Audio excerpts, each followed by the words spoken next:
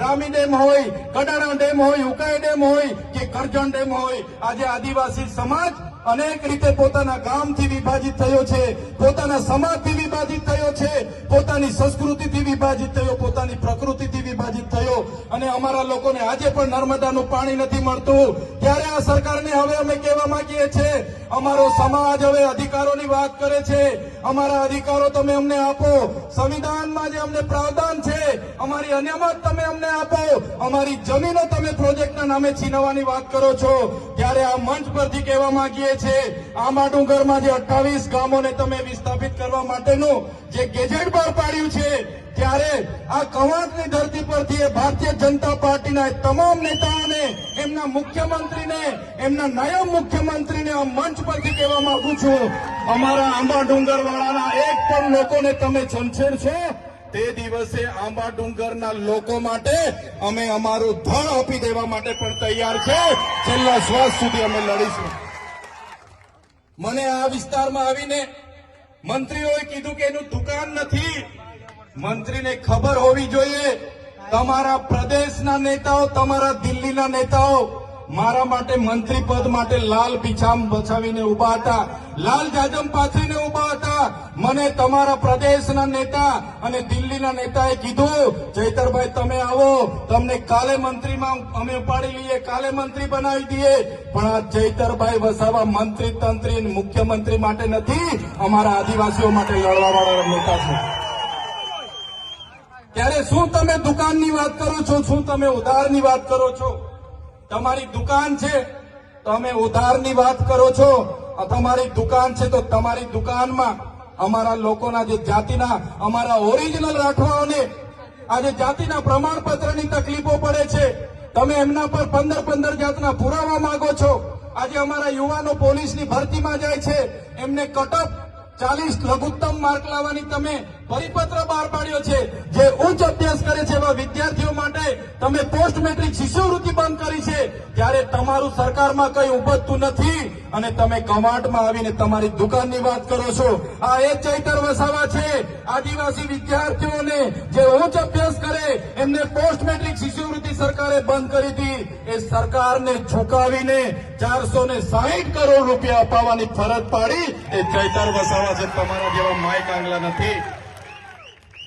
આ ભીડ એ તમારા જેવા, અમારી પાસે 7 કરોડનો મંડપ નથી, અમારી પાસે 2 કરોડનો ડોમ નથી, અમારી પાસે 5 કરોડનું સ્ટેજ નથી, અમારી પાસે ભીડ લાવવા માટે 7 કરોડ 71 લાખ રૂપિયા ટ્રાયબલના નથી, અમારી પાસે ડેકોરેશનના 16 કરોડ આદિજાતિ બજેટના નથી, અમારી પાસે મોબાઈલ ટોયલેટ માટે 2 કરોડ ને 40 લાખ રૂપિયા નથી, અમારા લોકોને નાસ્તા સમોસા ખવડાવવા માટે અમારી પાસે 2 કરોડ નથી, અમારા લોકોને ચા પીવડાવવા માટે 2 કરોડ નથી।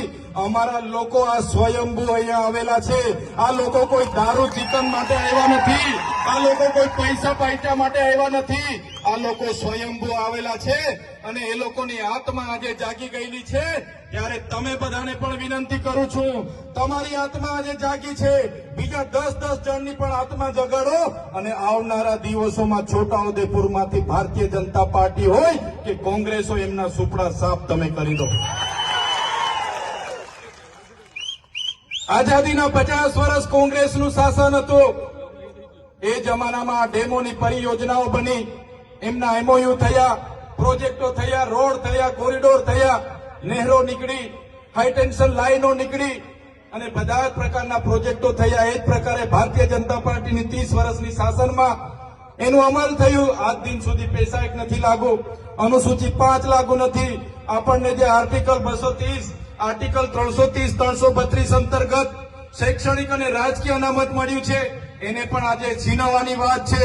આપણા તમામ 73 એના અધિકારો છીનવવાની વાત છે, પૈસા એક્ટ અંતર્ગત ગામ સભાના પાવરો છીનવવાની વાત છે। ત્યારે આજે મારા વડીલોને, મારી માતાઓને, મારા યુવાન સાથીઓને હું આહ્વાન કરવા માટે આવ્યો છું। આજે મંચ પર બેઠેલા તમામ સરપંચો, અમારા તમામ પદાધિકારીઓ તમારા માટે લડવા માટે તૈયાર છે।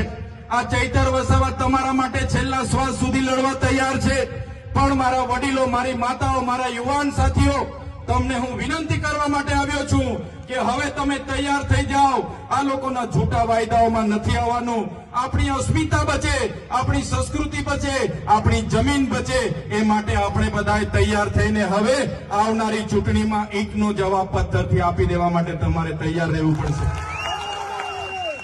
અહીંયા મંત્રી આવ્યા હતા 3 દિવસ પહેલા, એમણે કીધું એવો તો કોઈ પ્રોજેક્ટ આંબા ડુંગરનો નથી, એવો તો કોઈ પ્રોજેક્ટ હાઇડ્રો પાવરનો નથી.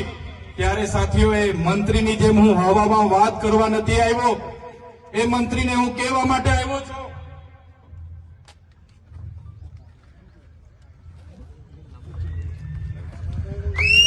આ એ જ કાગળ છે, એમની ભારતીય જનતા પાર્ટીનો ગેજેટ છે, જેમણે નોટિફિકેશનની તારીખ 25 સપ્ટેમ્બર 2020 ના રોજ આંબા ડુંગરની આજુબાજુના 28 ગામોને સંપાદિત કરવા માટેનું ગેજેટ બહાર પાડ્યો છે. મેં મંત્રીની જેમ હવામાં વાત નથી કરતો.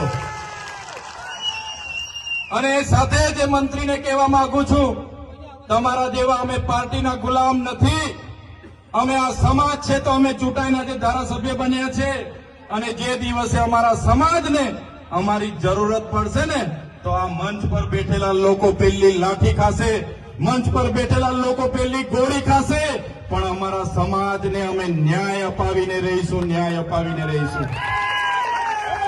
જે પ્રકારે પાડળિયામાં આદિવાસી સમાજના 12 ગામ ઉઠાડવા માટે પોલીસ અને જંગલ ખાતું ગયું, અને ત્યાંના અમારા આગેવાનો એક થયા, અને પાડળિયાના લોકોએ આદિવાસીનો પરચો બતાવ્યો.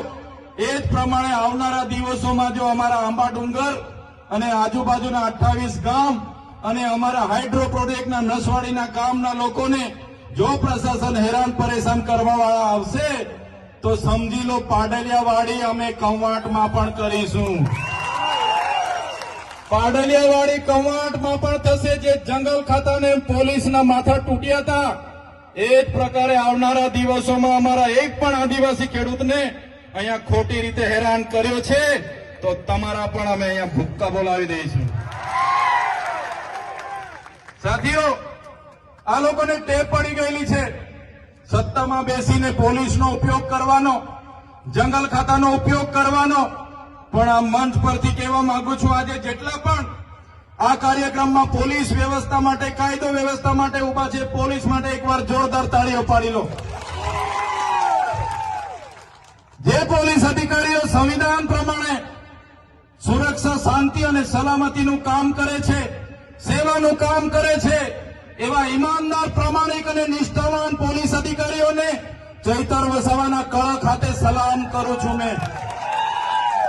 પણ એ પોલીસ અધિકારીઓને પણ કહેવા માંગુ છું, જે ભ્રષ્ટાચારી છે, જે સાંસદ, ધારાસભ્ય, એમના મંત્રી તંત્ર, એમના ભાજપના નેતાઓના ઇશારે અમારા લોકોને હેરાન પરેશાન કરવાનું કામ કરે છે, એસી ચેમ્બરમાં બેઠેલા એસપીના ઇશારે, આઈજીના ઇશારે અહીંયા ખોટી રીતે દંડો ઉઘરાવે છે, રેડ પાડે છે, એ પોલીસ અધિકારીઓને પણ કહેવા માંગુ છું, અમારા લોકોને હેરાન પરેશાન કરવાનું છોડી દેજો, બંધ કરી દેજો.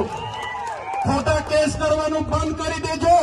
નહીં તો જે દિવસે અમે રોડ પર ઉતરીશું ને, તે દિવસે તમારા બધા જ પોલીસ અધિકારીઓ જે એસી ચેમ્બરમાં બેસીને આદેશો કરે છે, એમના પણ અમે હિસાબ કિતાબ કરી દઈશું. સાથે જંગલ ખાતું, આ આદિ અનાદિકાળથી અમારો સમાજ આ જંગલમાં વસનારો છે. આદિવાસી એટલે આદિ અનાદિકાળથી વસનારો આદિવાસી. અને આદિવાસીએ આ જંગલો સાચવ્યા છે. આદિવાસીને દાંતણની જરૂર હોય તો દાંતણ ભાંગી લાવે, દાંડીની જરૂર હોય તો દાંડી તોડી લાવે, આદિવાસીને ફળની જરૂર હોય, પાંદડાની જરૂર હોય, ઘર માટેની લાકડાની જરૂર હોય, બળતણની જરૂર હોય, એટલું જ લાકડું લાવે, અને આખું જંગલ અમારા આદિવાસી લોકોએ સાચવેલું છે. આ બહારથી આવેલા જંગલ ખાતાના લોકોને કહેવા માંગુ છું, તમારું જંગલ ખાતું 1927માં બન્યું છે. અમારો આદિવાસી આદિ અનાદિકાળથી હજારો વર્ષથી અહીંયા રહે છે. તમારું જંગલ ખાતું 1927માં બન્યું છે. અમારા લોકોને જંગલ બચાવવાના નામે ખોટી રીતના હેરાન કરશો, પરેશાન કરશો, તો તે દિવસે અમે હકના નથી રહેવાના. અને તે દિવસે જો અમે રોડ પર ઉતરીશું, તો તમારા જંગલ ખાતા પણ અહીંયા નજરે નથી પડવાના.